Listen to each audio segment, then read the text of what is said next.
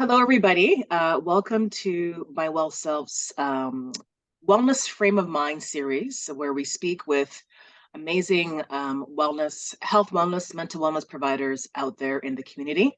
If you don't know already by now, my name is Brenda Ahenkra, and I'm the CEO and founder of My Well Self. And to keep it short, we help to increase access to wellness-based therapies with one-to-one online support. But this is not about us. This is about Chantal Gray, who's from Winrose Oasis Services based in Hamilton. Thank you, Chantal, for joining us today. Yeah, I'm so excited to have this talk with you. Wonderful. So Chantal is a social worker based in Hamilton, like I said, but also servicing clients virtually in Ontario. And today we're going to speak to Chantal about being a social worker. And we're also going to have a discussion, a very important discussion about Black mental health, which is something that's really true to my heart. So again, thank you, Chantal, for joining us today and for engaging with us and for really giving us the opportunity to learn more about you and the important issue of Black mental health, okay? Yes, I'm excited. Wonderful. So let's get started. Chantal, why don't you introduce yourself to everybody, where you work, who you are, and we'll take it from there. Okay, so my name is Chantal Gray, and I'm a registered social worker and psychotherapist. So I'm the co-founder of Winrose Oasis Services, and I'm based in Hamilton, but we're able to service people virtually within Ontario. I enjoy working with community, and I just love doing the work that I do, and being in private practice allows me to be a little bit more creative in terms of the wellness activities I'm able to do, such as doing a book club with another therapist in the field to help bring Black women together. So I'm excited to be able to be in this space. Wonderful. I want to hear about that book club. Yeah. That sounds amazing. And what was your journey to becoming a social worker and also psychotherapist as well? So, I didn't know I would end up being a social worker. I thought I was going to be a doctor, a teacher, but in high school, I got humbled and said that the sciences and math weren't for me. But Mhm. I've always done volunteering within the community, whether it was picking up garbage or collecting canned goods. And then I did a co-op in high school where I supported a local young mothers group. So that kind of solidified my love for the field, and that's what started. And I applied to different universities, and I got into York University in Toronto. And then I did my 4 years of my bachelor's there, and I completed that in 2015. And then I worked a little bit after, and then I went back to Toronto Metropolitan University, formerly Ryerson, to do my master's. And since then, I've just been working in non-for-profit, and then actually in the pandemic chose to go into private practice, which Mm. was kind of great timing. Not that it was great in terms of the pandemic, but allowed Yeah. me to support as much individuals because a lot of people were struggling. So I just kind of say things kind of really aligned perfectly in terms of leading me to this point. That sounds like a wonderful story, and I'm happy to hear that the pandemic brought something positive to Hmm. your journey. That's wonderful to hear. Hmm. Okay, great. So you mentioned a lot of activity, which is really amazing. So the next question for someone, I guess, like me or our audience is what is the difference between the different mental health providers out there? There's social workers, because this kind of confused me personally. There's social workers, there's psychotherapists, there's clinical counselors. How are they all different? We'd love to hear that differentiation, please. Yeah, so there it can be quite confusing, and a lot of people when they do come to me struggle with what do I go for, especially because of their health benefits. Mhm. So a registered social worker has to be a part of the Ontario Social Workers and Social Services College. So that's where you get to actually call yourself a social worker. And social workers work in different fields. So they can be in addictions or not-for-profits or agencies or hospitals. So social workers are allowed to do different professional work in terms of their skills, as well as doing some therapy. And then psychotherapist is a different college, which is newer than the social work college. So that's why there's two different names, who are, trained and licensed in psychotherapy in Ontario.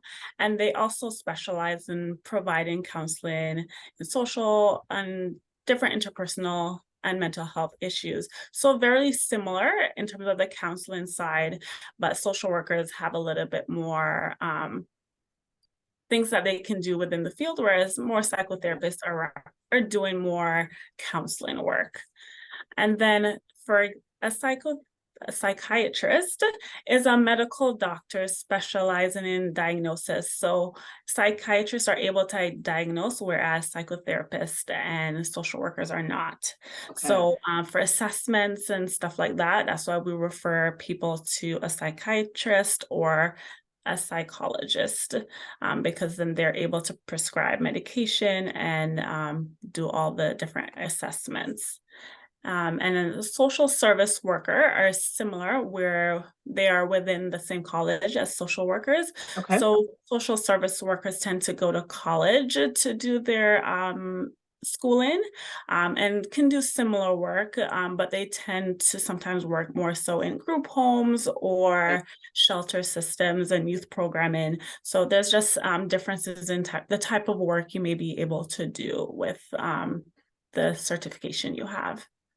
Okay, that was a lot of information, but at least I understand that there's the concept of different colleges, different range of scope, Mhm. that can help people decide where to go. Yeah, I struggled with that for a while, just understanding where to go, but you made that Yeah. pretty clear. Yeah, Yeah, and that's why when I meet with clients for consultations, I always just encourage them to meet with their insurance provider yes, just to double check who they cover, because sometimes they cover social workers and sometimes they cover psychotherapists. So just so that you still get your benefits and get it covered, I just encourage people to do that first. absolutely, because the resources are out there for many people. That's good. Mhm. And so now back to just social workers. So you as a social worker, and let's say the social worker down the road and down the street, do you guys practice in different ways, or do you take the same approach? Um, can you explain a little bit more about that, about how you're Yeah. unique and your uniqueness too as well? So each individual social worker is very different in their approach. So, Okay. and it depends on the trainings and modalities and your personality as well, right? And Yes. the schooling that you go to, it teaches different things.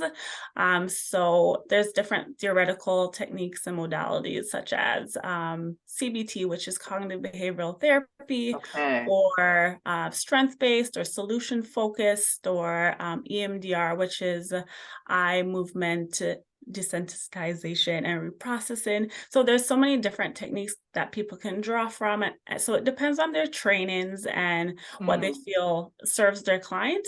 So I would say I'm pretty eclectic with my Okay. theoretical modalities, because I don't kind of brush and say that everyone can use the same thing. Yeah. I kind of go with the flow and see what works for each individual, because the needs and issues are very different and the approaches. So one might not work for one person, but another might. So I would say we're all very different, but it's Yeah. just about finding what works for you. And some people do their own research beforehand, so they kind of know what modalities work better. So they'll Mm. seek out the people who do that. Okay, great. So what I'm hearing is basically that it's not a cookie cutter approach for everybody, and it's really depends on the individual, the clinician, on how they want to approach their treatment. So thanks for that. Right. So yeah, so I know that I want to call you special because I think you Thank you. you also have a focus on two topics that are quite important, which is Black mental health and also, correct me if I'm wrong, Christian therapy. I'm correct. Yes. Yes. So Yes. I would love to hear more about, why those are your focuses, and just please shed any light to people who are listening today to learn more about that specific approach from yourself. Yeah. So I don't know if it's because we are Black women in our service, but we tend to have a lot of Black clients, and many times clients come to us because they just want people who somewhat understand Yeah, the issues that are going on, have similar life experiences, and understand racism yeah, and how that impacts mental health. Because sometimes going to other people, they found that they don't really get the full scope of what's yeah, going on for them. Like they're able to be empathetic, but don't really get every detail. So we do serve, majority of our clients are Black clients, whether with children, women, adults, and families. And we, just try to support them as best as possible, because mental health is not often something that is talked about within our community. yeah, So trying to create a space that is welcoming and supportive and non-judgmental yeah, allows clients to really share and open up. And I've had clients that say this is their first time sharing really sad issues that have happened to them, and they felt safe to share that. So I'm happy that I'm able to provide that. And then in terms of Christian therapy, especially within certain cultures and the Black community, faith or church or religion is really important to people, yes. and it's kind of their basis for their values. Mhm. So we integrate that within therapy if a client asks for that. So we don't go out and just say, okay, we're doing add in prayer and whatever devotional into our sessions. Client has to mention that that's what they want, and then we make sure to introduce some of that faith and religion, as sometimes it's helpful for coping strategies. Yep. So that's why we may infuse that into our practice. And sometimes it's people are questioning their beliefs. So this is a space to kind of sort through that and see what their true values are, what sticks or what doesn't serve them anymore. Yeah, this is really, again, special to me. I grew up in a culture, and I'm sure you understand this too as well, Mm. where seeking therapy was not, they would say it's not part of our culture. We don't do stuff like that. And Right. then the first instruction you get is to go pray on it. That's Yes. it, Right. Yep. and so you're left kind of trying to navigate mentally how to deal with trauma or deal with stuff. So I think a lot of my peers, Black Mhm. women, have gone through this same experience. Black men, the men in my family. So I'm just loving now that this world is we're now becoming more accepting of the need of Black mental health and also Christian therapy, because I agree we at least my culture, we're very faith based, and so Yeah. I'm just glad that you're shining light on that and supporting that. It's wonderful. Yeah. And that's why I say, like, we can have Jesus and therapy. It doesn't Amen. have to be one or the other. One or the other. That's great. I'm going to Yeah. quote you on that. That's great. So thanks for again discussing that. So, my next question is, when would someone want to come and see Chantal? When would someone be sitting there and say, you know what, I need to see someone like Chantal? What health issues and concerns would drive someone to see someone like you? So there can be a variety of reasons. It could be for life transitions, school issues, family issues, parent-child relationship issues, feeling stuck, figuring out what do I want to do next. And I often hear that, only people with, serious mental health issues come to therapy, and that's very untrue. I have lots of people who are just wanting support around the next stage in their life, Yeah. dealing with stress, family dynamics, couple work, infertility, pregnancy. So Hmm. there's a lot of things that you can come to a social worker or a psychotherapist or a psychologist for, because we all need just that listening ear to deal with some things. And while we have family and friends, they Yeah. sometimes come with some biases and some judgment, so people don't feel as safe to talk about certain things. Yeah. So I would say try to see someone before you feel like you're at a 1, and Hmm. try to come at least by a 5 when you're noticing like things aren't going as well. I'm starting to see a shift and my mood is changing. How I'm dealing with people is shifting. So start to notice some of the issues that are happening within yourself and or changes, and try to seek some help then. Yeah, so that's great. So it's like don't come to you when it's the most critical moment. It sounds like it's Mhm. almost like maintenance for your brain almost, right? Right. Yeah, Yeah. yeah, Because yeah. sometimes I find when people come when they're like very low, it takes not that we don't mind working with you, but it takes more effort now to get you back to that 5 at least. So let's try to notice those changes and get the help before it gets worse. Yeah, that's true. Okay, that's great. Mhm. And with that, so now we know when someone should come and see someone like you, like you, Chantal. Now, what are Mhm. some myths? I love asking this question. What are some myths you want to dispel about social workers? This is probably my most fun question to ask because I love hearing the responses. Well, I don't know if you've heard this, but I've always heard this throughout my start in my social work journey is that we just take away children. Oh, yeah, that's horrible. And even for me, coming to the field, that's what I heard. So I'm like, oh, is that what I'm going into? But then I Mm, quickly realized, yes, that is a part. That's child welfare. But even in that field, the goal is not to just take away families or take away mm, children, it's to repair families as much as they can if it's safe, or have children go with other family members. So it's not always about taking away children, but there's so much other things that we do in this field, whether it's, hospital work, as I mentioned, or yeah. private practice, or working in nonprofit or group work. So it's not only that. Yeah, I'm glad that you're dispelling that myth because that's a horrible myth to be linked to. Yeah, Yeah, yeah, that's not a good thing. But thanks for clarifying that. Now back to something positive. I appreciate that. When someone comes to see you, Chantel, what would a typical session look like with you? So a typical session, it depends on how the client is coming in, but I tend to do a mood check just to check in. How was your week? Figure it out how they're feeling that day. And then sometimes we'll move into a homework check-in if we did something previously, just to see did you work on that, whether it's a self-care item or an activity or completed something, just to check in. And then we kind of talk about what they want on their agenda, what they want to decide.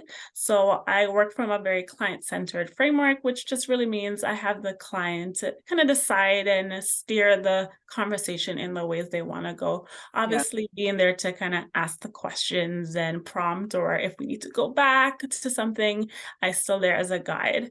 And then we unpack whatever the issue is, Mhm. discuss strategies, and then there's sometimes homework, and then we elicit some feedback. I like to make sure that clients are getting what they need from their session. So I'll ask just how you felt about it. Was it Yeah. helpful? Because, sometimes I don't claim to know everything, but so I want to make sure that I'm giving clients the best support they can.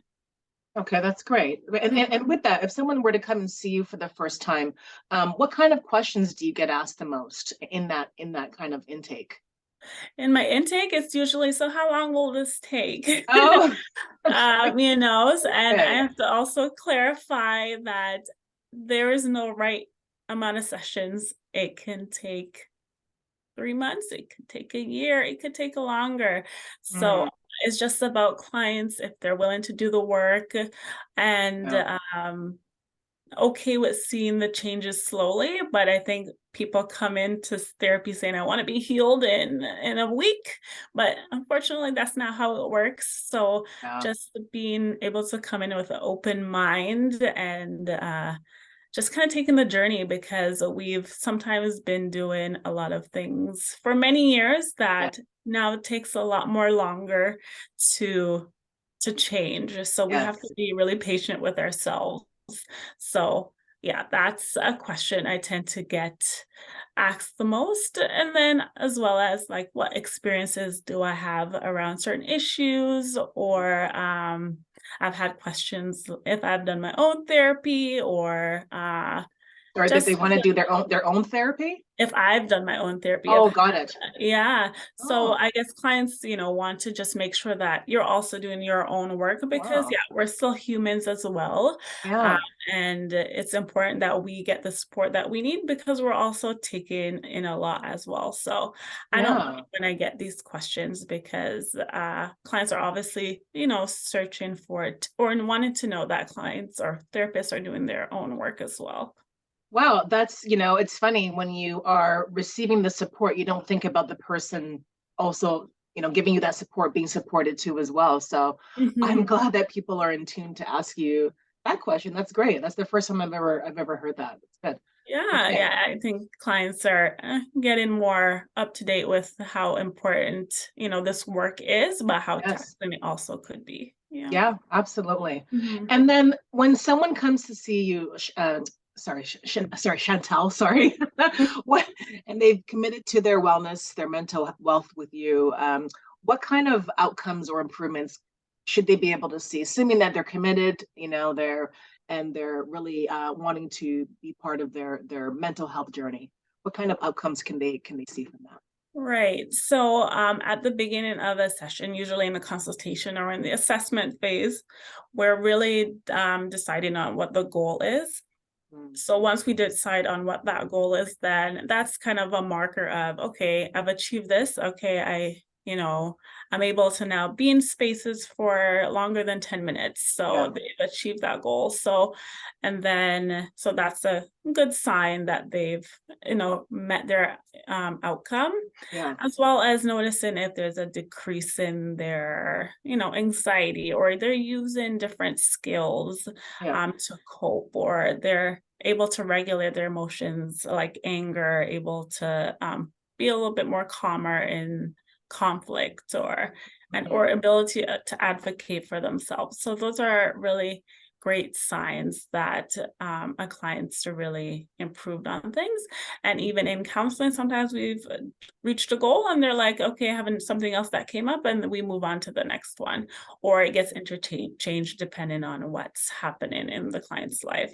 So I tend to not be very strict that, okay, we only talk about the goal Yeah, and work yeah. towards that. But life is life and things happen within the day. So we'll talk about those things as well. That's wonderful. That's good. And I'm hoping Mhm. that people do take that time to, like you said, to set their goals and then see the progress as it happens as they're committed to it. And then Right. last but not least, I always want people to be aware, are social workers covered? You mentioned it a little bit, covered under health benefits. So yes, we are, but it's dependent on your insurance policy and how much you get. Sometimes I've heard as low as 300, which is like Hmm. two For sessions. for the year or Yeah. why? And Yeah. sometimes 500 and then more, but I've often heard around the 500 mark. So when you really think about it, especially in private practice, that's about 3 sessions. Mm. But yes, it is covered by health benefits, but not through OHIP. Yes. And as I mentioned before, always to double check with your provider before meeting with a therapist, just so you know who you're covered for. Yeah. So yeah, that's Okay. It's covered, but you have to check with what limitations there are. So, but at least they're right. covered, which is great. Yes, exactly. Okay, everybody. Thank you, Chantal, for this wonderful chat. I was really looking forward to this chat for obvious reasons. And so, everybody, please check out Chantal Gray. Again, she's a registered social worker with Winrose Oasis Services. She's Yes. based in Hamilton, but she's also taking virtual consultations within Ontario, correct? Yes. Okay, and with that, thanks everyone for joining again and tune in to the next session. Thank you. Bye. Hi.